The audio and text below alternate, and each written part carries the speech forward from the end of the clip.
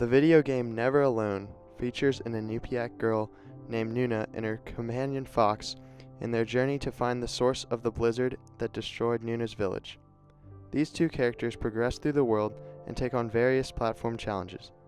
The game has a spiritual aspect, since spirits are the ones guiding Fox and Nuna, as well as a cultural aspect, since there are cultural insights about Inupiaq Native Americans throughout the game. The game is two-dimensional, but the graphics aim at mimicking reality. You can play as either Fox or Nuna in single-player mode, or play as both in multiplayer mode. As IGN editor Cam Shea states, Never Alone explores the theme of interdependency between humans and the natural world. The game portrays Fox and Nuna as mutually beneficial companions, further implying that the game values animals as humans' equals. The poster with which the game was advertised shows the aesthetic of the game with its dark radial scope and its light focal center on Fox and Nuna. The screen continues this contrast of dark and light throughout the gameplay. Also, Fox himself has a very brilliant white coat, representing goodness and purity. This ties back to the idea that Fox is Nuna's equal, since Fox is worthy of our attention.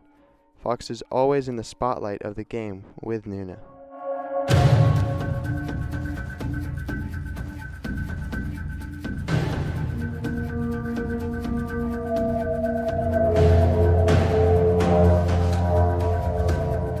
In these scenes, we see how the characters react when the other dies.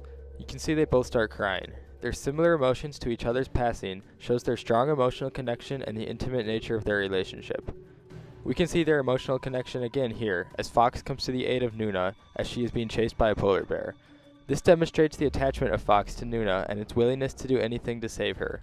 Their willingness to save each other helps to portray them as equals by asserting that neither of them believe they can survive without the other.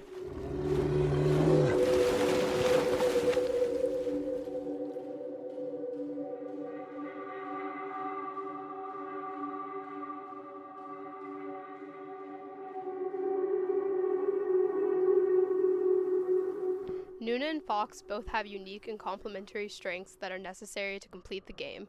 They each possess basic physical skills, such as Fox's ability to jump high and Nuna's ability to push heavy objects.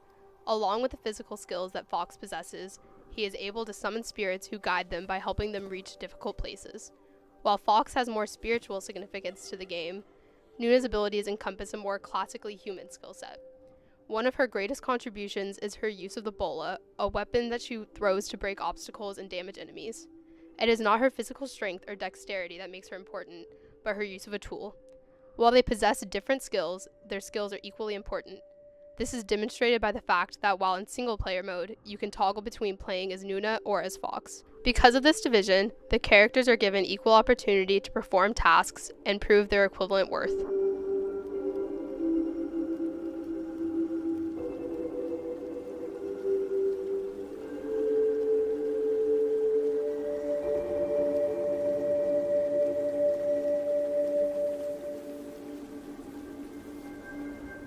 Throughout this game, there are opportunities to unlock cultural insights, a way to learn about Inupiaq culture.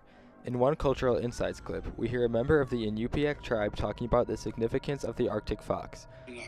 My grandpa had a pet white fox. If you're a good friend with a fox, when there's danger abound, they try to keep you from getting into trouble. You can hear him talk about a fox like it is a partner, and talks about how a fox would save him in a dangerous situation if need be. This is an example of the tight-knit relationship between human and fox, and the strong emotional bond connecting the two.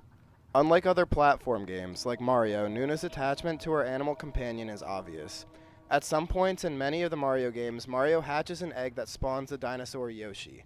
Yoshi is born with a saddle so Mario can immediately hop on his back.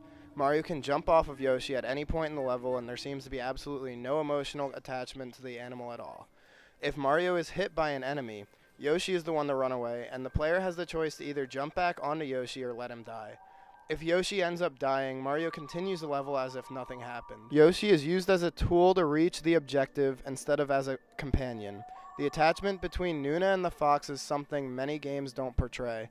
As said before, when either of the two characters die, there's obvious sadness before the game restarts. Never Alone is ethically different from many modern video games in how it values animal characters.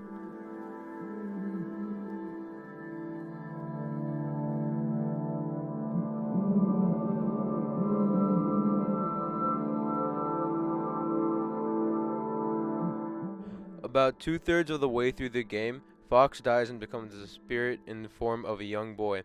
This change can be viewed in a few different ways. One view shows Fox's equality with humans because Fox's spirit is equal to that of a human. Another view is that Fox was a human all along. Even if Fox was a human rather than an animal, Never Alone still upholds the concept that animals are equal to humans. The idea that the human spirit can be portrayed by an Arctic fox establishes that animals also have the personality and characteristics that humans do, essentially making the two equal. Never Alone provides a different take on the relationship between animals and humans. They are shown as equals throughout the game with their complementary skill sets. This is the polar opposite of some other video games, like Mario, which view animals as tools for reaching an objective. Nuna and Fox have a mutualistic relationship where they both rely on each other to progress. This challenges the social idea that humans are intrinsically higher, morally and spiritually, than animals. Never Alone supports collaboration with animals rather than human superiority over them.